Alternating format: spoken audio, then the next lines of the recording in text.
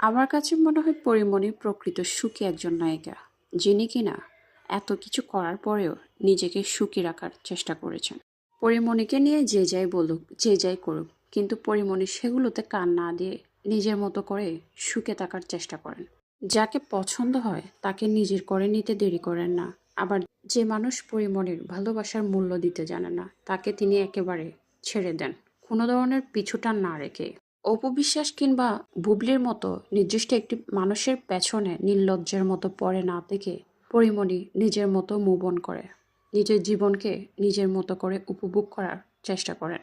আর তাই হয়তো এত কিছু করার পরও পরীমণি অনেকের কাছে পছন্দের। নির্দিষ্ট একটি মানুষের পেছনে বছরের পর বছর নির্লজ্জের মতো পড়ে থাকা যেমন আত্মসম্মান বিসর্জন দেওয়া এবং সে মানুষটার কাছে অবহেলিত হওয়া, ন্যায্য সম্মানটুকু না পাওয়া, আর সকলের